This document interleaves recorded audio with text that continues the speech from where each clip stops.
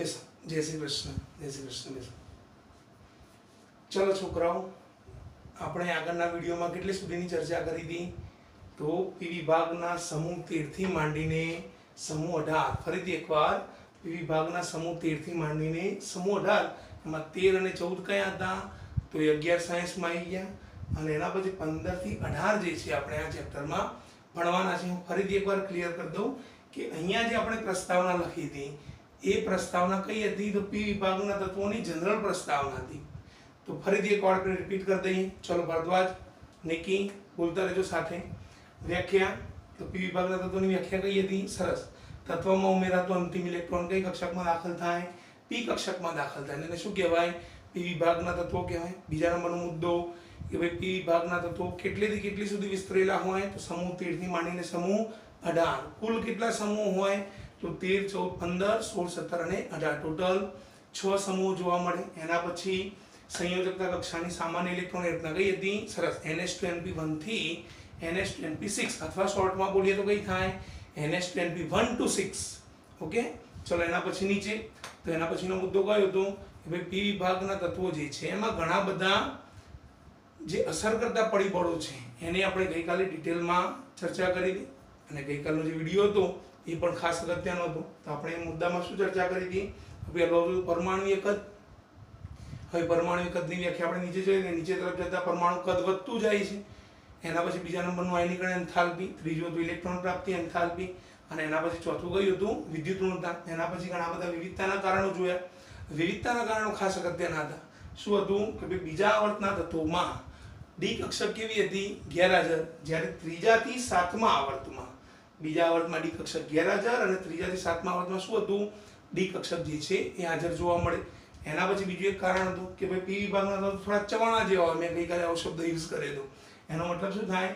કે પી વિભાગના તત્વોમાં ધાતુ, અધાતુ, અર્ધધાતુ અને નિષ્ક્રિય પણ જોવા મળતા હતા. ભલે તમે નિષ્ક્રિય લખી શકો છો, પણ આપણે જનરલી ચોપડી પ્રમાણે જઈએ તો ધાતુ, અધાતુ અને અર્ધધાતુ તત્વોની જે છે હાજરી જોવા મળે. બરાબર. પણ એ પ્રસ્તાવના જે હતી એ માત્ર પી વિભાગના તત્વોની હતી. હવે આપણે એમાંથી એક એક સમૂહની ચર્ચા કરશું વિગતવાર. તો આપણે અહીંયા ફરીથી હેડિંગ મારી દઈએ. એના પછીનો જે નવો ટોપિક છે એ ધ્યાન રાખજો. આપણે મુદ્દાસર ચેપ્ટર ચલાવીએ છોકરાઓ. અહીંયા લખી દઈએ સમૂહ 15 ના તત્વો. હવે સમૂહ 15 ના તત્વો કયા છે? તમે બધા જાણો છો. આપણે ગઈકાલે ચર્ચા કરી કયા કયા હતા? Nitrogen, phosphorus, arsenic, antimony, bismuth, અને વધારાનો કયો આવતો હતો? મોસ્કોવિયમ. વધારાનો કયો હતો છોકરાઓ? મોસ્કોવિયમ. બરાબર. ચલો ફરીથી આમના પરમાણુ ક્રમાંક ગઈકાલની પદ્ધતિ પ્રમાણે યુઝ કરીએ. નાઇટ્રોજનનો પરમાણુ ક્રમાંક કેટલો છે? 7. હવે ધ્યાન આપજો, હિલિયમમાં 8 બે વખત ઉમેરાય. એના આગળના તત્વોમાં તો 8 એક જ વખત ઉમેરાતો હતો. તો એનો મતલબ કે 7 ને 8 અહીંયા કેટલા થઈ જશે? 15 થઈ જાય. ચલો 15 માં કેટલા એડ કરશું? 18. આમાં કેટલા એડ કરશું? 18. અહીંયાથી આટલે સુધી 32, અને આમાં પણ કેટલા એડ કરશું? 32. ચલો એડ કરતા જઈએ. ચલો 15 ને 18 કેટલા થશે? તો 33 થઈ જાય. ચલો એના પછી 33 અને 18 ગણતરી કરીએ તો કેટલા થઈ જશે? 51. 8 ને 3 11, અને પેલી બાજુના 5 થઈ જાય. ચલો 51 ને 32 કેટલા થઈ જશે? તો 2 ને 1 3, 5 ને 3 8 થઈ જાય. અને 83 માં તમે 32 એડ કરો તો 3 ને 2 5, 8 ને 3 કેટલા થઈ જાય? 115 પરમાણુ ક્રમાંક જે છે એ મોસ્કોવિયમનો જોવા મળે. બરાબર. આ થઈ ગયા સમૂહ 15 ના તત્વો. હવે જે તૈયાર કરવાનું છે અહીંયાથી સ્ટાર્ટ કરવાનું છોકરાઓ. તો આપણે પહેલો મુદ્દો અહીંયા લખી દઈએ કે ભાઈ સમૂહ 15 ના તત્વોમાં, સમૂહ 15 ના તત્વોમાં કયા કયા તત્વો છે? તો સ્ટેપ બાય સ્ટેપ લખતા જઈએ. કયા કયા છે છોકરાઓ? સાથે બોલતા જાઓ. નાઇટ્રોજન, બીજો નંબરનો કયો આવશે? ફોસ્ફરસ, ત્રીજો કયો છે? આર્સેનિક, એના પછી એન્ટીમની, એના પછી બિસ્મથ, અને છેલ્લો કયો આવશે? મોસ્કોવિયમનો સમાવેશ થાય છે. અહીં આપણે લખી દઈએ મોસ્કોવિયમનો સમાવેશ થાય છે. મોસ્કોવિયમનો સમાવેશ થાય. ચલો બીજા નંબરનો મુદ્દો છોકરાઓ ધ્યાન આપજો. હવે અહીંયા બે ના ભાગ પાડી દઈએ. તો સમૂહ 15 ના જેટલા પણ તત્વો છે એમાં નાઇટ્રોજન અને ફોસ્ફરસ જે છે એ કેવા તત્વો છે? તો અધાતુ તત્વો છે. કેવા તત્વો છોકરાઓ? અધાતુ. આર્સેનિક અને એન્ટીમનીના જે તત્વો છે કેવા તત્વો છે તો અર્ધધાતુ તત્વો છે. કેવા તત્વો છે છોકરાઓ? અર્ધધાતુ. અને બિસ્મથ અને મોસ્કોવિયમ જે છે એ કેવા તત્વો જોવા મળે છે? ગુણધર્મ ધરાવે છે, ધાતુ ગુણધર્મ. તો બીજો મુદ્દો આપણે રીતે બનાવીએ તો સમૂહ 15 ના તત્વો પૈકી આપણે રીતે સેન્ટેન્સ બનાવવાનું છોકરાઓ. સમૂહ 15 ના તત્વો પૈકી નાઇટ્રોજન અને ફોસ્ફરસ, નાઇટ્રોજન અને ફોસ્ફરસ કેવા છે? અધાતુ. અલ્પવિરામ. આર્સેનિક અને એન્ટીમની અહીં લખતા જઈએ. આર્સેનિક અને એન્ટીમની અર્ધધાતુ અને બિસ્મથ અને મોસ્કોવિયમ. જો પેલી બાજુ લખેલું છે છોકરાઓ, બિસ્મથ અને મોસ્કોવિયમ કેવા છે? ધાતુ તત્વો છે. મોસ્કોવિયમ ધાતુ તત્વો છે. રેડી? બે સેન્ટેન્સો સીધા બની ગયા. ત્રીજું સેન્ટેન્સ આના ઉપરથી જ બનાવવાનું. સમૂહ 15 માં ઉપરથી નીચે તરફ જતા, સમૂહ 15 માં નાઇટ્રોજન થી મોસ્કોવિયમ સુધી આવીએ તો કયો ગુણધર્મ ઘટે છે, કયો ગુણધર્મ વધે છે? આ ખાસ ધ્યાન રાખવાનું છોકરાઓ, ધ્યાન આપજો. અધાતુથી અર્ધધાતુ તરફ આવીએ, અર્ધધાતુથી ધાતુ, એનો મતલબ કે અધાતુ ગુણધર્મ ઘટે અને ધાતુ ગુણધર્મમાં શું થાય? વધારો થાય. તો આપણે તે સેન્ટેન્સ બનાવીએ કે આ સમૂહના તત્વોમાં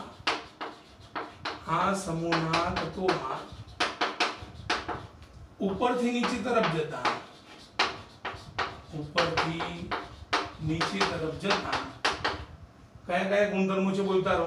અધાતુથી અર્ધધાતુ અને અર્ધધાતુથી ધાત્વિય ગુણધર્મ. ધાતુ ગુણધર્મ, ધાત્વિય ગુણધર્મમાં શું થતો જોવા મળશે? વધારો થતો જોવા મળે. શું થતો જોવા મળે ભાઈ? વધારો થતો જોવા મળે છે. રેડી? સિમ્પલ મુદ્દા છે. પહેલો મુદ્દો આપણે જે મોઢે યાદ કરો. સમૂહ 15 ના તત્વો કયા હતા? Nitrogen, phosphorus, arsenic, antimony, bismuth, moscovium. બીજો મુદ્દો સમૂહ 15 ના તત્વો પૈકી નાઇટ્રોજન, ફોસ્ફરસ અધાતુ, આર્સેનિક, એન્ટીમની અર્ધધાતુ, બિસ્મથ, મોસ્કોવિયમ ધાતુ અથવા ધાત્વિય ગુણધર્મ જોવા મળે છે. ચલો ત્રીજો મુદ્દો કયો છે?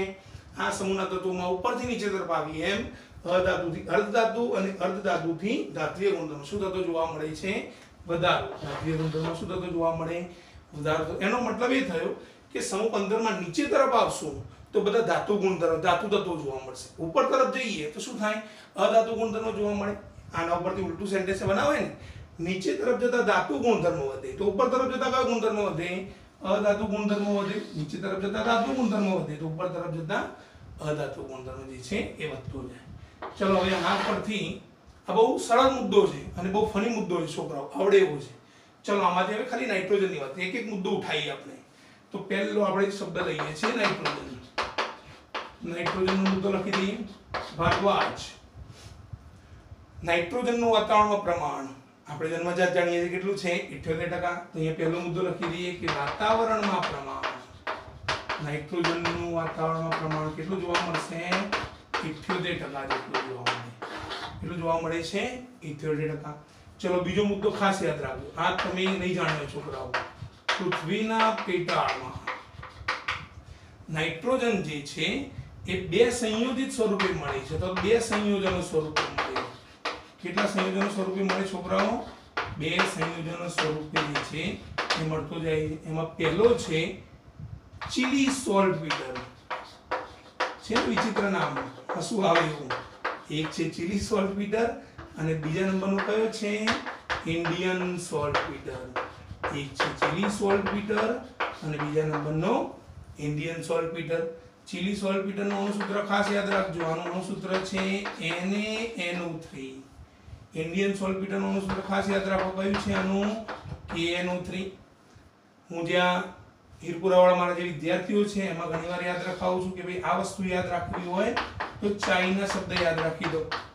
કયો શબ્દ યાદ રાખી દેવાનો? ચાઇના. ચાઇનામાં શું આવે? CHI. CHI નો સીધો જ કોન્ટેક્ટ સીધો કોના સાથે થાય? ચિલી સોલ્ટપીટર. અને પાછળ કયો આવી જાય? એને. તો અહીંયા પાછળ કયો શબ્દ આવી જાય? એને. તો અહીંયાથી શબ્દ ચાઇનાનો CHI ચીલી સોલ્ટપીટર માં CHI આવે અને પાછળ કયો આવે એને, તો ચીલી સોલ્ટપીટર. તો જેવો ચીલીના પાછળ કયો આવી જાય એને NO3, તો બાકીનો ભાગ કયો થઈ જાય ઇન્ડિયન સોલ્ટપીટર KNO3. આ બાબત જે છે એ ખાસ યાદ રાખો. ફરીથી એકવાર આપણે રિપીટ કરાવી દઈએ કે આટલા તત્વો નાઇટ્રોજન થી મોસ્કોવિયમ સુધીના બધા તત્વોના નામ લખી દેવાના. આ બધા તત્વોમાં પહેલા બે તત્વો અધાતુ, બીજા બે તત્વો અર્ધધાતુ, ત્રીજા બે તત્વો ધાતુ ગુણધર્મ છે. તો બીજો મુદ્દો થઈ જાય. ચલો ત્રીજો મુદ્દો આના ઉપરથી બનાવો. તો સમૂહ 15 માં નીચે તરફ આવી અધાતુથી અર્ધધાતુ, અર્ધધાતુથી ધાત્વિય ગુણધર્મ વધે છે. ચોથું નાઇટ્રોજનના બે મુદ્દા મગજમાં યાદ રાખી દો. નાઇટ્રોજન કયું છે વાતાવરણમાં પ્રમાણ 78%, પૃથ્વીના પેટાળમાં બે સંયોજનો ચીલી સોલ્ટપીટર NaNO3 મતલબ કે ચાઇના અને ઇન્ડિયન સોલ્ટપીટર તો કયું થઈ જાય KNO3 વાળો જે ભાગ જે છે એ ખાસ યાદ રાખી દેવાનો. એક વધારાનો ખાલી શબ્દ જે છે એ ખાસ યાદ રાખી દો કે નાઇટ્રોજન જે છે અહીં હું લખી રાખું છું. નાઇટ્રોજન વનસ્પતિ અને પ્રાણીજ કોષોમાં, નાઇટ્રોજન જે છે એ વનસ્પતિ અને પ્રાણીજ કોષોમાં પ્રોટીન સ્વરૂપે જોવા મળે છે. કયા સ્વરૂપે જોવા મળે છોકરાઓ? પ્રોટીન સ્વરૂપે હોય છે. તો પ્રોટીન સ્વરૂપે જોવા મળે છે. તો ત્રણ મુદ્દા થઈ ગયા. વાતાવરણમાં પ્રમાણ 78%, ચીલી NaNO3, ઇન્ડિયન KNO3, વનસ્પતિ અને પ્રાણીઓમાં પ્રોટીન સ્વરૂપે. આ થઈ ગઈ પર્ટિક્યુલર નાઇટ્રોજનની વાત. ચલો જોઈ લો એકવાર મુદ્દાઓ બધા છોકરાઓ.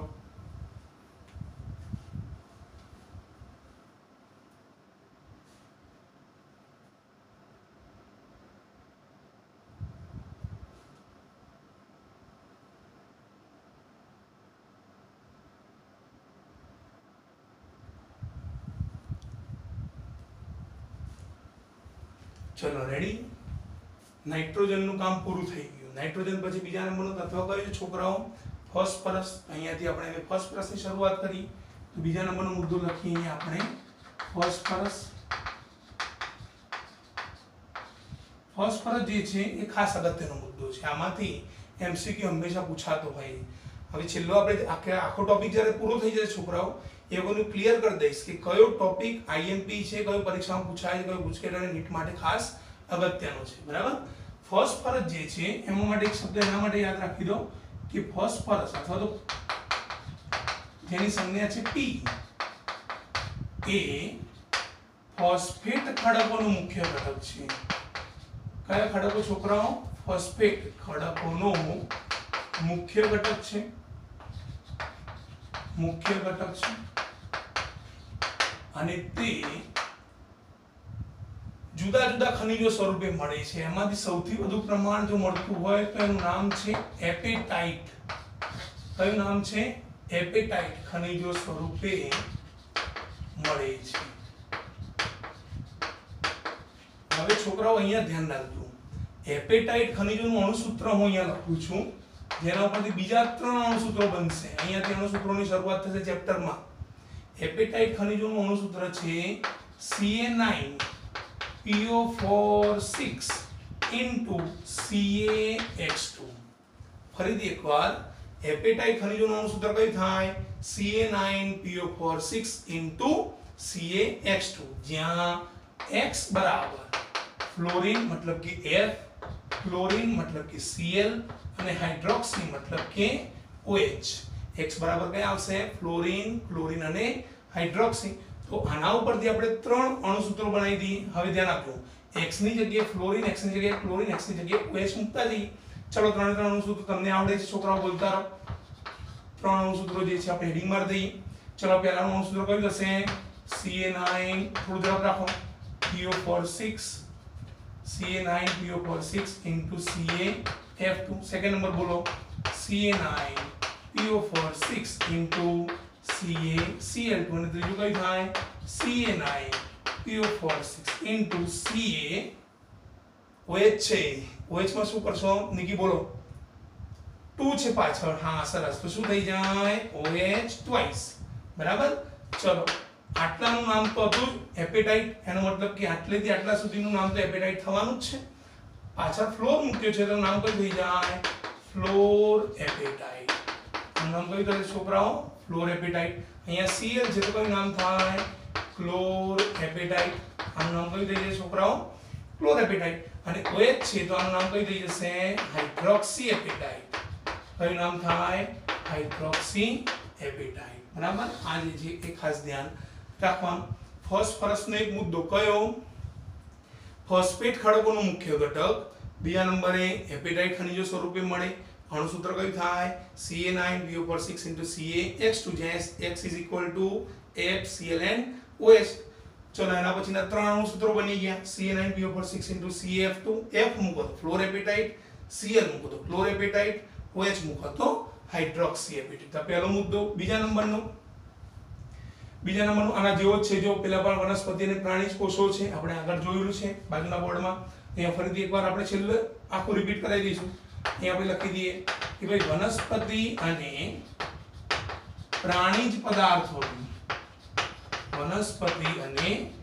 પ્રાણીજ પદાર્થોનો આ મુખ્ય અથવા તો આવશ્યક ઘટક છે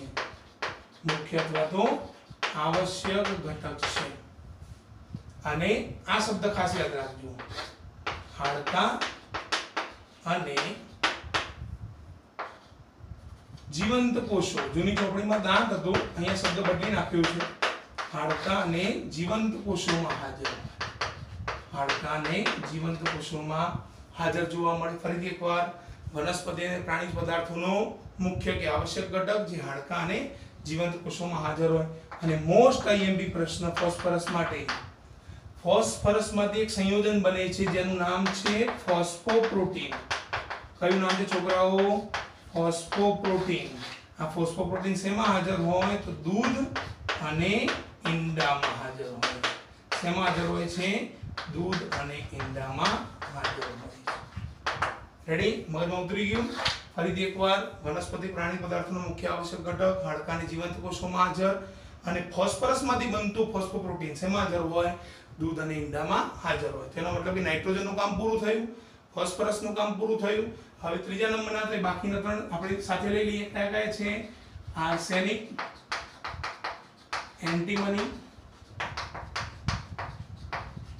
અને ત્રીજા નંબરનું કયું છે તો પેલું કે બિસ્મથ તત્વો આર્સેનિક એન્ટીમની અને બિસ્મથ કે સાહેબ મોસ્કોવિયમ રહી ગયું મોસ્કોવિયમ જે છે સૌથી છેલ્લું છે એક વસ્તુ ધ્યાન રાખો દરેક સમૂહમાં જે છેલ્લું તત્વ છે એમાં મોટાભાગના તત્વો રેડિયો સક્રિય ગુણધર્મ ધરાવે રેડિયો સક્રિયને ઇંગ્લિશમાં કહેવાય રેડિયોએક્ટિવ શું કહેવાય રેડિયોએક્ટિવ તો એના ગુણધર્મો એના ઇલેક્ટ્રોનની રચનાની સંજ્ઞા એનું પરમાણુ દળ બધું જુદું જુદું હોય છે તો આપણે એની ચર્ચા પાછળથી કરશું ચલો આર્સેનિક એન્ટીમની અને બિસ્મથ જે છે એ હંમેશા સલ્ફાઇડ સ્વરૂપે સલ્ફાઇડ ખનિજ સ્વરૂપે જોવા મળે આપણને જોવા મળે છે આર્સેનિકમાંથી સલ્ફાઇડ બનાવવો હોય તો arsenious sulphide antimony sulphide bismuth sulphide તો જુદા જુદા અણુસૂત્રો મળે છે જૂની ચોપડીમાં એના અણુસૂત્રોને એના પ્રાપ્તિ સ્થાન સુધીનો ભાગ હતો નવી ચોપડીમાં ખાલી આટલો શબ્દ છે એટલે એનો મતલબ કે આપણે આટલું જ તૈયાર કરવાનું છે બરાબર વધારાનો છેલ્લો તત્વ કયો બાકી રહી ગયો છોકરાઓ મોસ્કોવિયમ ચલો મોસ્કોવિયમના તો ડિટેલ આપણે જાણીએ છીએ તો આપણે રીતે લખતા જઈએ મોસ્કોવિયમની સંજ્ઞા કઈ છે છોકરાઓ MC મોસ્કોવિયમનો પરમાણુ ક્રમાંક નિકી બોલો પરમાણુ ક્રમાંક કયો તો આનો 115 આનું પરમાણુ દળ આગળ નથી આવ્યો છોકરાઓ આ ખાસ ધ્યાન રાખજો આનું પરમાણુ દળ છે 289 આનું પરમાણુ દળ કેટલું છે 289 એનું નામ તો આપણે જાણીએ છીએ મોસ્કોવિયમ અને એનો જે ગુણધર્મ છે મેં તમને કીધું કે છેલ્લા નંબરનો જે ભાગ હોય જે સૌથી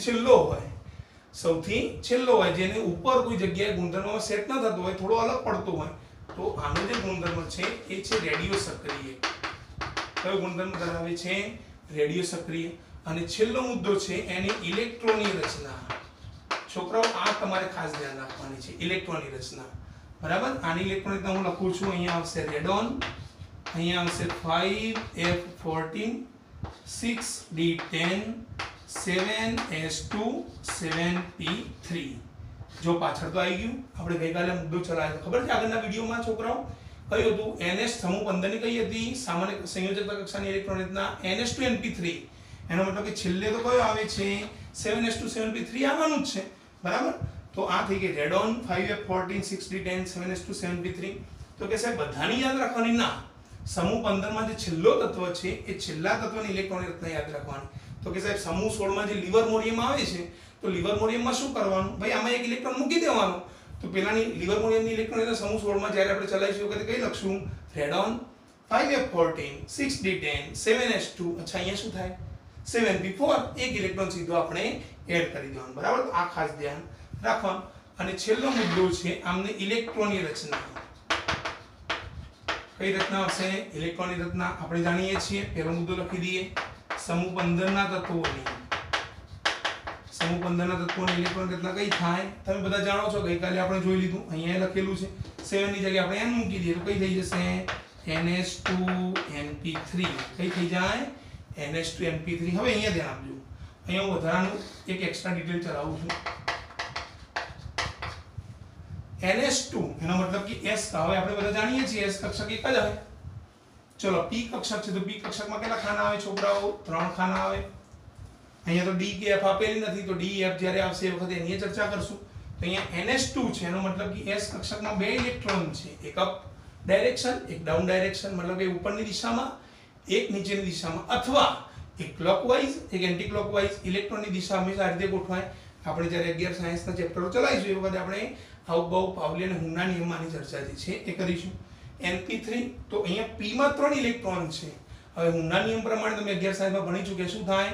દરેક કક્ષકની પેટા કક્ષકમાં સૌપ્રથમ એક ઇલેક્ટ્રોન દાખલ થાય. તો અહીંયા એક ઇલેક્ટ્રોન મૂક્યો p1, અહીંયા થઈ જાય p2 અને આ કયો થઈ જાય? p3. તે એક વસ્તુ તો ફાઇનલ છે. s કક્ષક કેવી ભરાયેલી છે છોકરાઓ? સંપૂર્ણ ભરાયેલી. p કક્ષક કેવી છે? જો 6 ભરાઈ ગયા હોત તો સંપૂર્ણ કહેવાય. પણ 3 જ છે તો કેવી ગણાશે? અર્ધપૂર્ણ ભરાયેલી. કેવી ગણાય છોકરાઓ?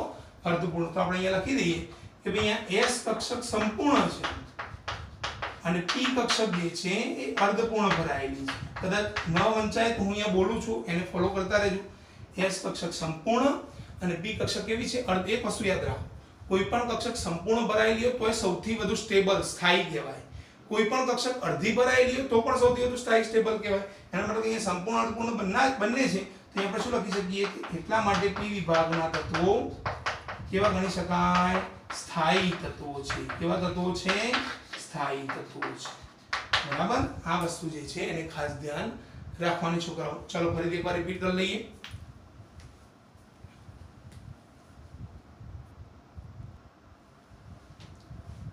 ચલો બેટા ધ્યાન આપો. અહીંયા જે બેઠા એ છોકરાઓ ધ્યાન આપો. જે લોકો મને લાઈવ સાંભળી રહ્યા છે એ છોકરાઓ પણ ધ્યાન આપો. જે યુટ્યુબમાં કનેક્ટેડ છે એ પણ ખાસ ધ્યાન રાખજો. ચલો ધ્યાન આપો. p વિભાગમાં મેં 2 જ મુદ્દા ચલાયા ખાલી. કયા? સમૂહ 15 ના તત્વોના આ જેટલા પણ ગુણધર્મો છે એના પ્રાપ્તિ સ્થાન ગણાય. એટલે આપણે અહીંયા એક નાનું હેડિંગ મારી દઈએ કે ભાઈ આ જે આપણે ચર્ચા કરીએ છીએ એ પ્રાપ્તિ સ્થાનની ચર્ચા. કોની ચર્ચા છોકરાઓ? પ્રાપ્તિ સ્થાનની. અને એના પછી મેં વધારાનો ખાલી એક મુદ્દો ચલાવ્યો છે ઇલેક્ટ્રોનીય રચના. ચલો ફટાફટ ઝડપથી રિપીટ કરી દઈએ કારણ કે તમે આ ભણી ચૂકેલા છો. સમૂહ 15 ના તત્વોમાં કયા તત્વો હતા? Nitrogen, phosphorus, arsenic, antimony, bismuth અને મસ્કોવિયમ. પહેલો મુદ્દો લખી દીધો. એનો એ નાઇટ્રોજન, ફોસ્ફરસ, આર્સેનિક, એન્ટીમની, બિસ્મથનો સમાવેશ થાય. બીજા નંબરનો સમૂહ 15 ના તત્વો પૈકી નાઇટ્રોજન, ફોસ્ફરસ કેવા હતા? અધાતુ. આર્સેનિક, એન્ટીમની કેવા છે? અર્ધધાતુ. અને બિસ્મથ અને મસ્કોવિયમ કેવા છે? ધાતુ તત્વ. હવે ફરીથી પ્રશ્ન થાય પાછો કયો કે સાહેબ મસ્કોવિયમ ધાતુ તત્વ છે તો અહીંયા તમે મસ્કોવિયમ કેમ તમે રેડિયો સક્રિય લખ્યું છે? અહીંયા કેમ મસ્કોવિયમ રેડિયો સક્રિય લખ્યું? કોઈ પણ તત્વ રેડિયો સક્રિય હોય એની સાથે સાથે ધાત્વિય ગુણધર્મ ધરાવતો હોય, ખાસ ધ્યાન રાખવાનું. કોઈ પણ તત્વ રેડિયો સક્રિય હોય એની સાથે સાથે કયો ગુણધર્મ ધરાવતો હોય? ધાતુ ગુણધર્મ. કારણ કે આ ધાતુ ઉપર આવે. મેં તમને પહેલા જ કહી દીધું રેડિયો સક્રિય નીચે છે તો એને ખાસ તમારે મગજમાં ઉતારી લેવાનું છોકરાઓ. ચલો એના પછી આ સમૂહના તત્વોમાં શું થશે? તો અધાતુથી અર્ધધાતુ સુધી આવીએ અને અર્ધધાતુથી ધાતુ સુધી આવીએ તો નીચે તરફ જતા શું થતો જાય? વધારો થતો જાય. નાઇટ્રોજનના 3 મુદ્દા. વાતાવરણમાં પ્રમાણ 78%. પૃથ્વીના પેટાળના 2 સંયોજનો કયા કયા છે? ચિલી સોલ્ટપીટર NaNO3, ચાઇના યાદ રખાયું. ઇન્ડિયન સોલ્ટપીટર કયું થઈ જાય? KNO3. આના માટે Na ચિલી માટે હોય તો કે કના માટે હોય? ઇન્ડિયન માટે. ત્રીજો મુદ્દો કયો છે? વનસ્પતિ અને પ્રાણીજ કોષોમાં કયા સંયોજનો સ્વરૂપે જોવા મળે છે? પ્રોટીન સ્વરૂપે જોવા મળે છે. ફોસ્ફરસ. તો ફોસ્ફરસ નો પહેલો મુદ્દો ખાસ મગજમાં ઉતારજો. આ પ્રશ્ન ખાસ IMP છે. બરાબર છોકરાઓ? ફોસ્ફરસ કયા ખડકોનો મુખ્ય ઘટક છે? ફોસ્ફેટ. અને કયા સ્વરૂપે જોવા મળે? એપેટાઇટ ખનિજો. એપેટાઇટ નું સૂત્ર કયું થાય? Ca9PO6 CH2 x બરાબર શું થશે FCl અને OH આનું સૂત્ર Ca9PO6 CF2 ફ્લોરેપેટાઇટ F ની જગ્યાએ Cl ફ્લોરેપેટાઇટ Cl ની જગ્યાએ OH હાઇડ્રોક્સી એપેટાઇટ આનું સૂત્ર આગળના એમને કોમન જ લખી દેવાના ખ્યાલ આવી ગયો આપણા ઘરના મૂકી દેવાના મામા ફઈના ચલો એના પછી નીચેનો ભાગ વનસ્પતિ અને પ્રાણી પદાર્થોનો કેવો ઘટક છે આવશ્યક ઘટક હાડકા અને જીવંત કોષોમાં કેવો હોય હાજર હોય છે ફોસ્ફરસમાંથી બનતું ફોસ્ફોપ્રોટીન જે ખાસ અગત્યનું છે શેમાં હાજર હોય દૂધ અને ઈંડામાં આ પ્રશ્ન MCQ માં 3 થી 4 વખત ગુજકેટમાં પૂછાયેલો છે 3 થી 4 વખત શેમાં ગુજકેટમાં પૂછાયેલું છે ચલો એના પછી આર્સેનિક આ તો એક સિમ્પલ મુદ્દો છે કયા સ્વરૂપે જોવા મળે સલ્ફાઇડ મોસ્કોવની ચર્ચા સંજ્ઞા MC પરમાણિક ક્રમાંક 115 પરમાણુ દર વધારાનું આવ્યું 282 ગુણધર્મ રેડિયોસક્રિયની ચર્ચા કરી ઇલેક્ટ્રોનની રચના છોકરાઓ કઈ હતી રેડોન બરાબર અહીંયા આંકડા યાદ રાખો 5 6 7 એના પછી કક્ષકો યાદ રાખવાની પહેલી સૌથી ઊંચી પર કઈ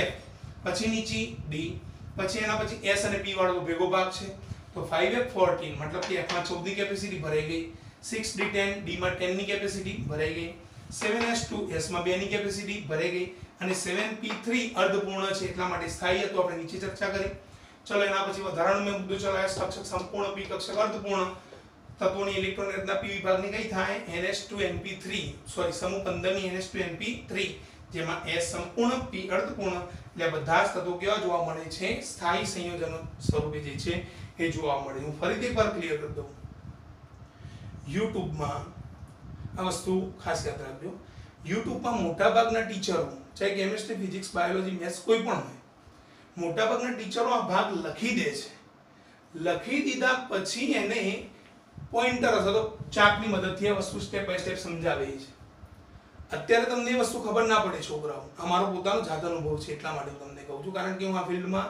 7-8 વર્ષથી છું થાય છે શું આ મુદ્દા તો તમને તૈયાર થઈ જાય કારણ કે હું રાઉન્ડ અપ કરું અંડરલાઈન કરું IMP કરું તો તમારા મગજમાં ઉતરી જાય પણ કોઈ દાખલો ચલાવતા હોય રાસાયણિક ગતિકી વિદ્યુત રસાયણ દ્રાવણો ઘન અવસ્થા બધા દાખલાવાળા ચેપ્ટરો છોકરાઓ એમાં મેક્સિમમ ગુણભાર છે એના હવે હું અહીંયા દાખલાની રકમ લખેલી હોય અહીંયા ગણતરી મેં કરેલી હોય એનો જવાબ અહીંયા લખેલો હોય તો તમે જ્યારે વિડિયો જોતા હોય તો એ વખતે તમને રકમે દેખાય મતલબ સવાલે દેખાય જવાબે દેખાય તો તમને પદ્ધતિ તો ઓટોમેટિકલી ખબર પડે એટલે મેં મારી પદ્ધતિ થોડી જુદી કરી છે કઈ કે હું આખો મુદ્દો પહેલા લખી અને સમજાવી દઈશ ચાહે બ્લેક બોર્ડ હોય ચાહે મારી સ્કૂલના વ્હાઇટ બોર્ડ હોય ચાહે ગ્રીન બોર્ડ હોય કોઈ પણ બોર્ડ હોય તેમાં હું હંમેશા જાતે મુદ્દો લખી દઈશ સ્ટેપ બાય સ્ટેપ સમજાવી દઈશ કુદરતે કળા આપેલી છે રાઇટિંગની તો રાઇટિંગનો તમે પણ લાભ લઈ શકો છો બરાબર અને એ મુદ્દો જે છે તમારા મગજમાં ઉતરી જાય એના પછી છેલ્લે એની આખી એક સમરી મતલબ કે એની હવાઈ મુલાકાત લઈ લઈશું ખ્યાલ આવી ગયો આ જે મુદ્દાઓ જે છે ખાસ ધ્યાન રાખજો આના પછીના આગળના વિડીયોમાં પણ ફરીથી એકવાર તમારી સમક્ષ હું હાજર થઈશ નવો ટોપિક લઈ ત્યાં સુધી છોકરાઓ જય શ્રી કૃષ્ણ